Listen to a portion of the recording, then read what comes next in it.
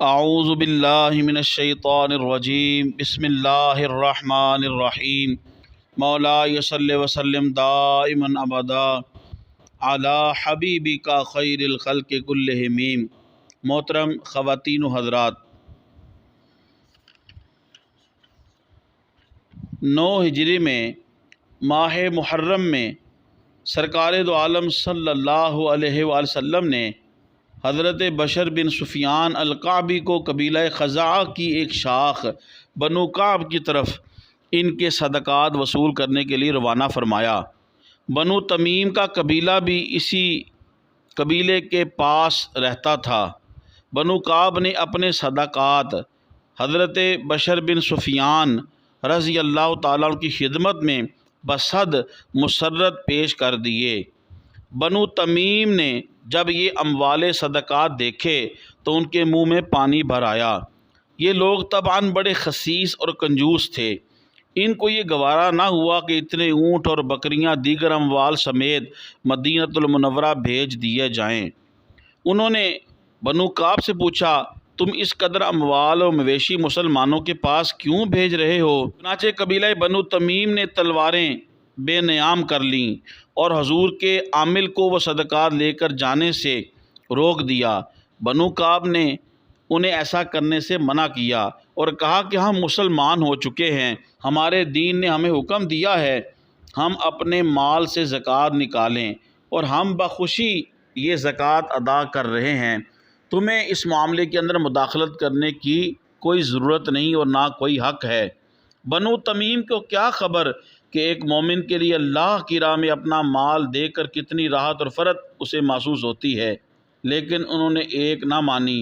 حضرت بشر بن سفیان کو ایک اونٹ بھی لے جانے کی اجازت نہیں دے گئے۔ چنانچہ حضرت بشر بن سفیان نے جب یہ صورتحال دیکھی، وہ چپکے سے وہاں سے چلے آئے اور ساری صورتحال رسالت مآب صلی اللہ علیہ وسلم کی بارگاہ میں عرض کر دی۔ رسالت مآب صلی اللہ علیہ وسلم نے قبیلہ بنو تمیم کی سرکوبی کے لیے عیینہ بن حسین کی سربراہی میں 50 عرب مجاہدین کا لشکر بنو تمیم کی طرف بھیجا۔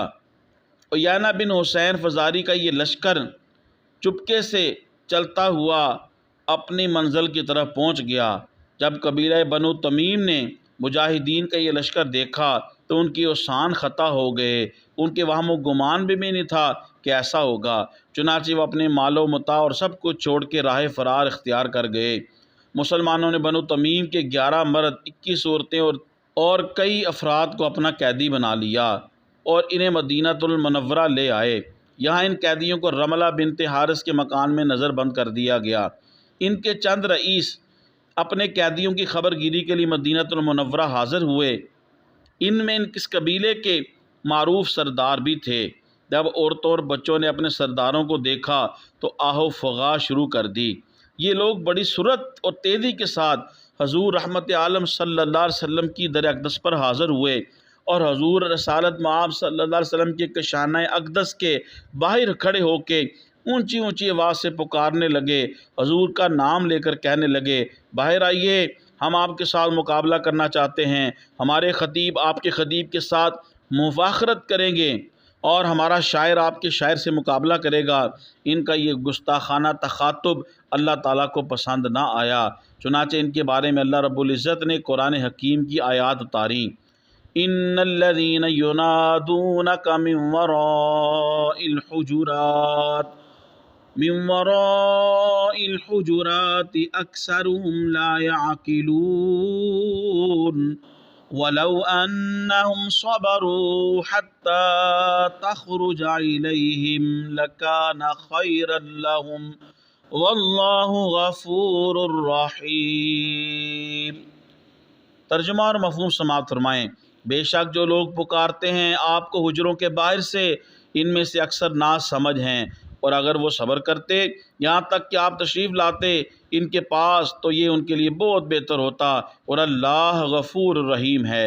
چنانچہ انہوں نے کہا، ہم جس کی مدح کرتے ہیں وہ باعزت ہو جاتا ہے، اور ہم جس کی ہجو کرتے ہیں وہ ذلیل رسوا ہو جاتا ہے۔ اس کے جواب میں نبی کریم صلی اللہ علیہ وسلم نے ارشاد فرمایا، جس کا مفہوم یہ ہے تم نے جھوٹ بولا ہے۔ صرف اللہ کی مدح کسی انسان کو معزز و محترم بناتی ہے اور اسی کی مذمت انسان کو ذلیل و خوار کرتی ہے۔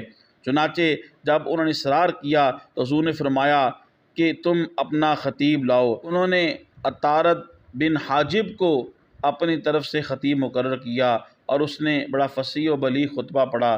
اس کے مقابلے میں رسالت مآب صلی اللہ علیہ وسلم نے مسلمانوں کی طرف سے حضرت ثابت بن قیس بن شماس رضی اللہ تعالی عنہ کو ان کے خطیب کا جواب دینے کا حکم دیا۔ چنانچہ حضرت ثابت نے کھڑے ہو کر ایسا خطاب فرمایا کہ بنو تمیم کے سرداروں اور ان کے خطیبوں کے چھکے چھوٹ گئے اور انہوں نے تسلیم کر لیا کہ ہمارے خطیب سے آپ کا خطیب ارفع و اعلیٰ ہے۔ پھر ان کے رئیس زبرگان نے اپنے ایک آدمی کو کہا کہ اٹھو اور اپنے قوم کے اور قبیلے کے فضائل بیان کرو۔ چنانچہ اس نے ایک قصیدہ پڑھا۔ اس کے جواب میں رحمت عالم صلی اللہ علیہ وآلہ وسلم نے حضرت حسان کو حکم دیا کہ اٹھو اور اس کا جواب دو۔ حضرت حسان بن ثابت رضی اللہ تعالی عنہ نے فی البدیع اشعار کہے۔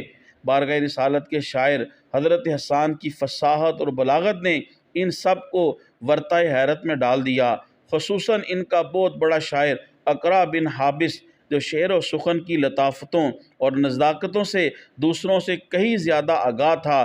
وہ ایسا متاثر ہوا کہ اس نے اس وفد میں سے سب سے پہلے اسلام کو قبول کیا اور کلمہ شہادت پڑھ کے رحمت عالم صلی اللہ علیہ وسلم کے دستے مبارک پہ اسلام کی بیعت کی۔ رحمت عالم صلی اللہ علیہ وآلہ وسلم نے نہ صرف یہ کیا بلکہ مزید ان پہ اوپر کرم فرمایا، ان کے سارے قیدیوں کو فدیہ لیے بغیر آزاد کر دیا اور اس وفد کے تمام افراد کو انعام اور اکرام سے سرفراز فرمایا اور انہیں اپنے وطن واپس جانے کی اجازت بھی عطا کر دی۔